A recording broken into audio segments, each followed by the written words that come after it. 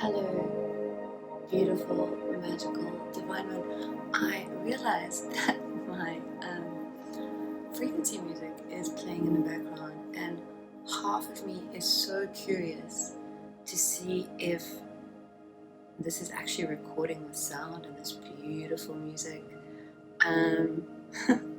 So I'm gonna give it a whirl, because why the hell not? And if it is not recorded, then it's not meant to be. So firstly, this will not be my first time sitting down to record for this collective today, but the previous message was interrupted, and when I came back down, I felt that there was an energy shift, and I felt called to bring through a different message.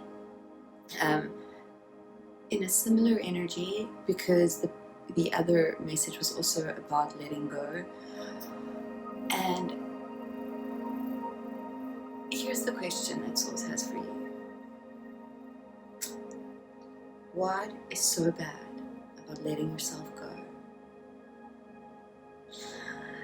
Now, I don't know about you, but growing up, this was a term or a phrase I heard on a regular basis. Obviously, somebody saying it about somebody else. Oh, she's let herself go. Oh, he's let himself go. Oh, they've let themselves go.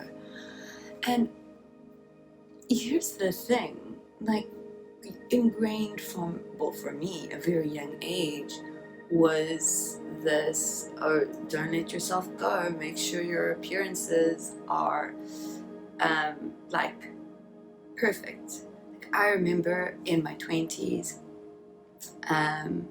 literally being horrendously suicidal the night before, and going to like my shrink's office, long sleeves, and making sure I was absolutely fine, and unbeknownst to her, nothing had gone on. I was exactly where I said I was in that conversation, and this is how I showed up in the world, refusing to let myself to go, because there was this narrative in my mind about friends, like, I don't know why Kelly Clarkson is coming to mind, but I think that she is actually a really good example, and some of her music's quite cool, but her, if I recall, during the Idols, was it the Idols?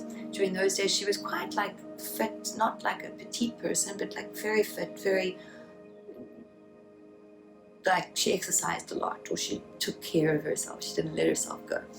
And then I remember, I don't know, a few years ago, seeing the Kelly Clarkson show. I don't know where I was, maybe out shopping, and it was on TV, and there was her, but to my human, like, she really let herself go in that moment. And this was a couple of, I don't know when it was, but that was the first initial thought, because that's kind of what we're ingrained to do. And if we do it to others, if that's like our inclination to judge others, like they've let themselves go, that's kind of the dialogue that you're going to be having with yourself as you're letting things go.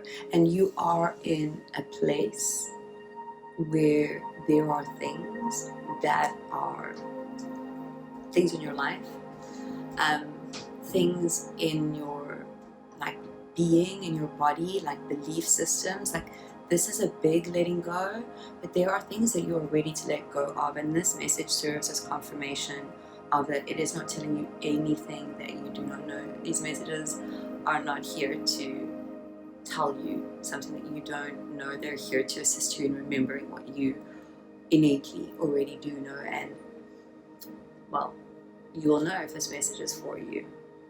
So what I'm hearing is that, like, it's like you get to create the art of letting go for you, how it is for you. Everything is a limiting belief, unless, yes, everything that the mind comes up with, it's a limiting belief, because nothing is known. Everything is infinite potential. Everything is energy. It's like I could sit here and light, okay, what's the biggest note in South Africa? 200 Rand note, right? I don't know, what would that be? The let's not talk currency here, but I could light it on fire and there would be people that if somebody saw that would go, oh, that it's paper.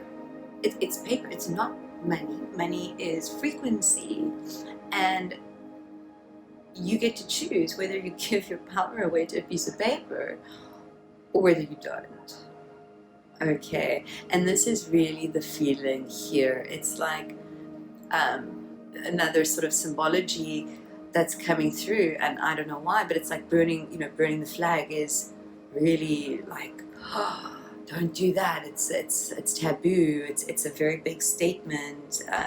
There's a lot of stuff in this, and this is the thing. In everything that you feel called to do, there are going to be pre-existing notions and statements and ideas about good or bad or ugly or fat, or like she let herself go.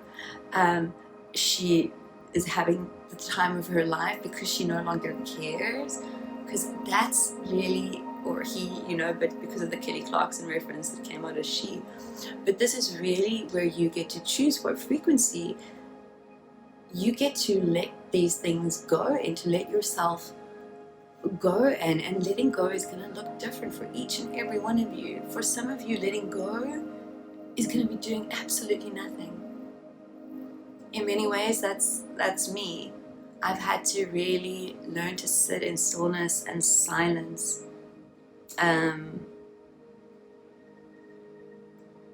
I imagine that for many of you, this is like a practice that you have been putting into practice too, because there's nothing else really to do. Right? Welcome to the void space. It's like, the void space, you're familiar with it, you've teetered there, you've played there, but on the outskirts, okay, like you dipped your toe into the void type thing, and right now the void has pulled you in. This energy, this is like this feeling of being pulled into nothingness, which is really what you are. The story that exists in this human realm is something created so that you, as the consciousness that you are, can evolve. And that's what this is. And I feel like you've really been playing, teetering, tipping your toe into this like unknown nothingness of infinite potential. But the energy, it feels like with this letting go, every time you let go, and I feel like a lot of the letting go is actually going to be involuntary. It's like your reality is rearranging around you, and I apologize for the noise upstairs, friends. Your reality is rearranging around you, and your frequency is at a level where simply by being, breathing, you are repelling people. Your frequency is being a big old energetic bouncer, and there are going to be, and because you're very highly sensitive, you're going to notice these shifts in beings. And maybe it's work colleagues, maybe it's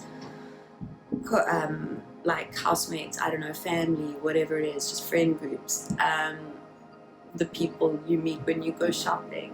It doesn't really matter, they're all just the reflection. But I feel like you're going to really feel people's, like, either their curiosity or they're like, oh, no, like their judgment. You're going to be 921, you're going to be feeling this very, very, very strongly, and this is for your alchemy. Because as you let yourself go in whatever way that looks for you, not thinking about what people think, not worrying about how things work out, like this letting go is very intimate, because you have to be so very honest with yourself. And I feel like this message finds you when magically, almost or miraculously, and almost in a way that like you can't really believe, space has been created in your life where you can reflect, introspect, sit in silence. They're bringing me back to the void. Okay, so for those of you that are still here, this void space that you're actually now fully in, it is yet to become your magical playground. First, it's for you to become comfortable in it, to be comfortable in the unknown, to be comfortable in the silence, to be comfortable in the stillness, because I feel that very little in your external reality at 11 on the 111 on the clock, very little in your external reality actually really like resonates with you. Like maybe you used to love reading, but right now 11 there's just don't want to read. Maybe you used to love painting, or you used to like doing things. The painting one is coming. I'm getting through a very specific message here. Okay, so this is not for everyone. And the cards come out in a moment. But for someone, you're being called to take a pause from painting, because you've been painting in a way that was not truly yours. And space is required. It's like you need space, distance, and this is, I guess, true in the whole context of what they're bringing through in this moment, is that space is required for you to see, like breathing room. But for this artist, or it's almost like an artist, like a painting block, I don't know, space from painting, because you need to give yourself, your body, enough time to forget the learned ways. And this really can swing for anything. It might not be specifically painting, but that's what I saw. It's like you've learned everybody else's ways, and that's the way you've been doing it. But you're being called to like unlearn that, and you do that by taking a holiday, by letting like your muscle memory kind of just disappear, so that when you feel ready, you get to show up like with no style, with no idea, with like fully in the void. This is actually the tarot deck that I felt called to use, and as I'm looking at the book here, it's like it's for you to have fun in the void. So these things that have fallen away, these things that have now left you with oh so much space, oh so much silence, oh so much alone time. You're going to fill it. It's going to be filled in resonant timing, but with things that quite literally blow your mind. Like any pieces of doubt or conditioning and any of that jazz, like I quite literally am seeing the mind, like a human brain, but armored with like hexagon type shapes. It's almost like glass or crystal or carbon, I don't know, but it feels quite, it's not diamond this time, but it feels very dense, almost like an entity around the mind. I don't know how to explain what I'm saying, but that's the best way that I can put it. And I see these things crumbling, right? It's like that's what needs to happen, and that's what's happening in the silence. You're unlearning all the ways you needed to or felt you needed to keep yourself busy. You're unlearning all the ways that you felt you needed to fill the silence, that type of thing. So once again, I hear in my head, welcome to the void. Okay, so if you're still here, my name is Angela. I'm a channel of full source consciousness, and thank you for being here if you are new or if you are returning. And to all of you, it is just a privilege and pleasure and honor to connect with you across time and space and play in your frequency. So thank you. It's very humbling if I didn't say that already. Okay, so I'm going to close my eyes, and if you're able to close your eyes and just allow yourself to come to stillness.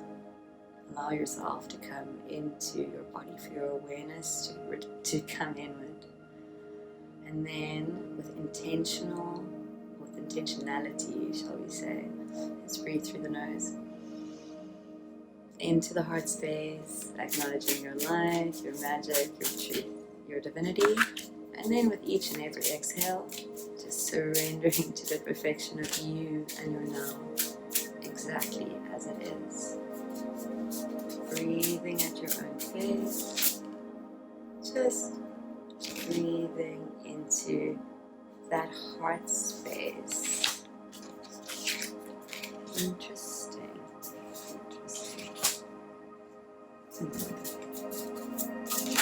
Okay, that's the last card, and then to look at the bottom. So this is really interesting. 2s are going to be a synchronistic number for some of you. In the reading that I began earlier, the 2 of Cups came out with the 2 of Wands. This is the bottom energy. I didn't really mean to move the deck, but this card needed to be seen. The 2 of Swords. There is a choice, and then we have the Magician underneath, which I am being called to take. Okay. There's a lot in the field, friends. It's all beautiful, wonderful, good vibes. You're a seeker of truth. You've given yourself permission to... We have the Queen of Wands. With a lioness. And it looks like there's a rose in its hand, and underneath there's a cat. And I personally really resonate with this imagery. This almost like the taming of the lion, while at the same time like not putting out the flame. Like, it's like, we have the Knight of Swords, which is what came out with this card, and the Knight of Wands. This is you taking your power. It's not even taking it back, it's you remembering it, but yes, in a sense, you are reclaiming it, because you've given your power away in many ways over the course of this human experience, okay? And you get to reclaim all of that. But what I feel here with this Queen of Wands, it's when let's say you are an actor, and let's say you have a natural, beautiful, innate style, but you go to acting school, they tell you, no, you don't act like that, you do it like this, you do it like that, and you start your acting career in this learned style, because this is how everybody does it, this is how everybody gets into the zone, or however it works. And every job, every gig that you get, because I imagine this is in this analogy, like this person does do this, right? They do this, but it's work. Everything feels like work. It's something that they love, but like the love is tainted by the amount of effort and work. And it's the same as this painting thing, painting in somebody else's style, acting in somebody else's style, showing up in somebody else's style. And it's like when you drop the mask and you just act the way that you feel called to act as the actor that you are, suddenly it's easy, and wow, now you're winning Oscars and Grammys and blah blah blah blah blah, right?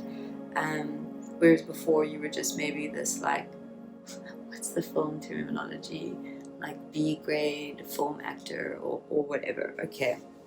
So there's really a reclaiming of your way, the way that feels good to you, and that's what I feel here. And anything short of that there is an aspect of you that is done, that does not have time or energy or inclination, because this is the awareness, right? This Knight of Swords is the awareness that has been so active within you, that sees the things, that feels the things, where you are honest with yourself and you can't hide, like, hey, that's an aspect of me, that's something about me, that's something within me. The Queen of Wands with the Knight of Wands, this is embodiment, and can you see that kind of going in different directions? So we also have this Knight of Swords, which is going in the same direction as the Queen of Wands. What I'm feeling here is that in this, it's like you've always been powerful. Like, for me, there was something innate within me since I was little, that I would always be okay. I didn't really need to worry about certain things. And that belief has just been unshakable, just like a gift from the gods, something that I was innately given, that made this journey, not, I can't say so much easier, but yes, so much easier, because I imagine without that gift, it would have been more. And there's something about not looking to the past for the answers, because there is no past version of you that could ever be capable of matching the frequency that the now you embodies. So this Queen of Wands may want to like do things in another way, or like do things in a way that was comfortable, or the way that is known. And the Knight of Swords is very much cutting through this illusion, this limiting belief. There were two cards at the bottom here. Interesting. Very interesting, because I feel very similar energies with the High Priestess and the Queen of Swords.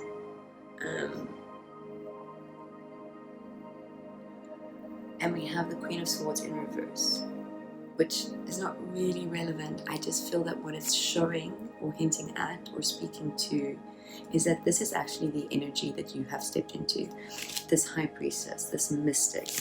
And we have the Magician here as well, which is the first card in the tarot.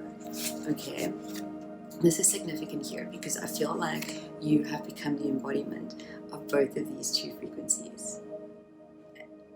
And that's exactly where you're meant to be, the mystic as well as the creator, like where there is no doubt, there is no failure, there is no fear. Crescent moons are going to be, I feel, are a like not synchronistic, but like a symbol that maybe you've been seeing a lot of, especially a crescent moon with a single star. There is a new beginning. This is, and the crescent moon is very open. If you think about it, it's like Pac-Man. It's very open. It's very receiving, right? So like you're receiving a lot at this time. Lots of downloads, lots of light codes. So things are going to feel different on a physical level. You may, like, I don't know why this example is coming through, but like suddenly find yourself like taking a different route to a place you normally always go to, whereas you always go the same way. Like there is a part in you that is awoken, that is almost like a little bit like a rebellious child, in the most beautiful, in all the beautiful ways, where it's like my daughter and I read this book. Sometimes I really feel cool to just come and sit here and read some like a children's book at the end of one of these videos, because some of them really just like get the message through so beautifully and perfectly. But anyway, there's this one story, Griselda is a witch, and she has a beautiful button nose, but in witch culture, when you want to become a grown-up witch, you have to go to the shop and choose a different nose. And this, I don't know, little 9-year-old or whatever, there's no age given in the book, right? It's just like a silly little story. But she tries on all these noses, and no, none of them feel right. And the crowd appears wide-eyed. And yes, I could actually recite this out the book, but I'm not going to. But essentially, people are bearing witness to her going, no, this doesn't feel good. No, and they're not understanding because, well, that's what you're supposed to do. And like her mother calls it, like eventually takes her outside and goes, you've got to choose a grown-up nose to be a grown-up witch. And she goes, says who? And then she looks into her reflection and she sees this light. She has this like, no, the nose I want is mine, right? Even though it goes against the norm. And that's really this energy that I'm feeling here. Like, there's a strong, I want to say, emphasis here being placed, I feel, on like the physical. Like not physical appearance, like clothing. Like there are things that you would love to wear, but you don't. That type of energy, you're really being called to let yourself go. We have the Two of Cups, the Two of Swords, and the Queen of Cups. Okay. The Queen of Cups, which is very much what I feel like is the strongest archetype present in this reading, stronger than the Queen of Wands, because the Queen of Wands and the Knight of Wands, it's like your reality has pushed you to this point, right? This point of I'm done, no more, you've remembered enough, like you're at a pinnacle point, you're at a point of destiny. And the only thing that is making it, not when I say shaking this destiny, it's unshakable. You cannot not fulfill your destiny. It's what you came here to do. And it's what you do. You've already done it. In this now, right, there's still stuff that has to happen. And the Queen of Cups is somebody that has mastered her emotions. She's not afraid to cry. She's not afraid to shout. She's not there's just, and this is not to say that shouting is good or anything like that. I'm being called to the crescent moon here as well. This is like this receptivity. The archetype that is the most alive in you right now is one that is helping you like pour your emotions with grace into a cup for release, as opposed to like splashing, because there is stuff that is coming up. Let's pull a clarifier. The Strength card that I'm going to shuffle. Lots of lions, lots of feline energy. The Three of Wands, interesting. The Three of Wands is where the choice is made. Okay, we have the Two of Wands where it's like, do I go? Do I stay? Is it this? Is it that? The Two of Swords where it's like indecision, but a decision, because you're trying to figure it out with the mind, the decision can only come from the heart. So there is a decision, there is something that you're being called to, but it's not going to make sense to your mind. It's coming from the heart. Okay, 291.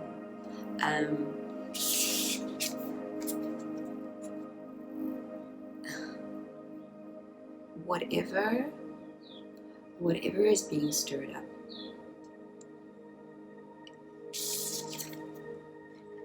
it's like, it's strength. I feel like you get to choose how to meet yourself.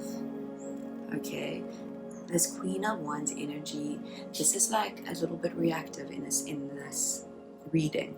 And I love Queen of Wands energy, friends, because it's fiery, it's beating to your own drum. But in this energy, it feels a bit reactive. Hence this, it's like we don't need to react to things anymore. You don't need to defend. The Queen of Wands is a beautiful defender because she's alive and she's fiery and she's very passionate and very intense and very focused, okay? So she's like a fierce protector. And that protection can kind of swing in multiple ways. And you're being called not to fight whatever is coming up in your reality, because whatever is coming up in your reality is assisting you in this space. And this is where I'm going to pull alchemy today, because this is where the magic is happening for you in this. Oh, I'm feeling these feelings, I'm having these thoughts, what's this about? How do I release this? What is it that I actually need to release? I'm trying to look at her hand, and even I can't really see, but I find it really interesting. I don't think you guys are going to be able to see, but it's like, even in the way that it's been drawn, there's no line to the top of her hand. It's like her hand's like that, but there's nothing. There's like a blank space. Okay, almost as if the top of the hand is missing. There's something, and I'm really drawn to this because I feel like the lesson, the alchemy, the remembrance that is going to assist you in like beautifully releasing all that needs releasing, all that needs letting go. It's coming to find you. Like, you're finding it, you're remembering it, you're discovering it, okay? And I'm also really called to the fact that she's dipping her toe in the water, okay? It's like in the releasing, in the letting go of all the emotions and the big feelings that have been holding you back, or keeping you in a loop, or keeping you in certain loops. These are the things that you are now ready to let go of. And it's like the call of the ocean, the call of the void, the call of the unknown, the call of the wild. It's singing your song. You know, when you hear music and you've never heard it before, but you just have to stop and pause and just breathe, and you feel it in every fiber of your being. The music is literally singing in your cells. That's the call.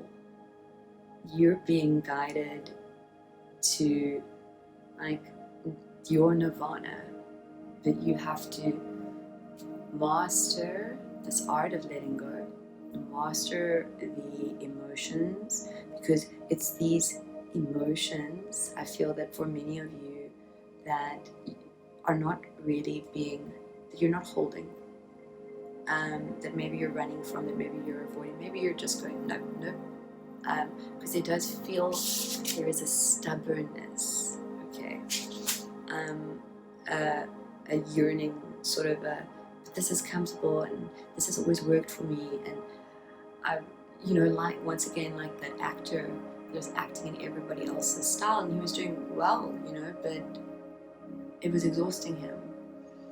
Doing things in any other way than yours, 3-3-3-3, is not going to feel good. Okay, time for some alchemy. And fair warning, friends, I feel like my little one could be waking up anytime, so if this gets cut short, I will make a post. Wow, we have 3 cards. I'm not being called to take sugar. All I'm being called to say here is like sugar. It's like the thing that is instant gratification. It's like, oh, I want something sweet, let me just have a piece of sugar. But actually what I really wanted was a home-baked chocolate cake, like with, but hey, I settled for sugar. That's all I'm feeling here, is that you're not settling. So for some of you, there may be a lot of options or a lot of things opening up in your reality, and you're being called not to settle. We have sublimation and iosis, red and We'll start with the color. It's number 15. And if I recall, it's the last color, or the last stage in healing. Life force, Kundalini, blood. The reddening indicates a full expression of the work. Everything is alive. The heart pumps, the cells celebrate, and blood sings its way through the body. What was dormant has been awakened. What was once considered base is now knowable. Aches and pains are integrated. Shadows are acknowledged and interwoven. When the reddening card appears, it signifies health, power, a climaxing of the work, a coalescing of what has been learned. The laboratory is no longer separate from the alchemist or from the work, but the three are now one. What occurs in the body is reflected in the world and vice versa. Through the process of reddening, we move out of the head and into the physical body. More specifically, we reach the heart. It is there the alchemist finds the sacred ingredients of power and kindness, and I'm hearing gratitude. When everything is in service of you, be grateful. Everything is in service of you. Even when it doesn't feel like that to you, human. Gratitude is one of the quickest, easiest, most effective ways to shift your frequency, to shift thought patterns, to bring yourself out of any place, out of any dark space. Gratitude. Find anything. Start with a thank you. Just find something to be thankful for and say thank you, and then just keep going and don't stop. Because eventually you get to a place where you are so grateful for absolutely everything, because you are finally in rhythm with the universe, and that's what you're remembering or discovering at this time. Your rhythm, your way, your spark, your unique emphasis on unique. I'm seeing it in big capital letters with fireworks in my mind. Your unique way. It's the only way you came here to play. Okay, sublimation.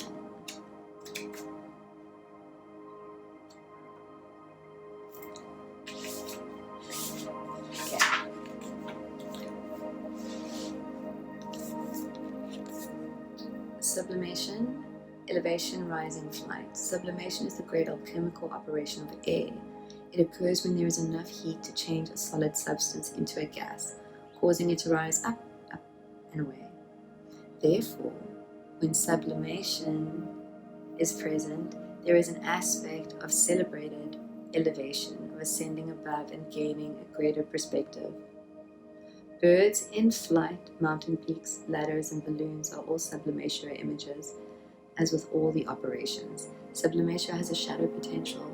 Through ascension, there is a risk of separating from others, of sensing oneself higher or above. This risk is particularly great within the spiritual traditions that offer a linear model of achievement. The divine alchemist rises humbly and supports the upliftment of others, always in touch with the cycle of humanity.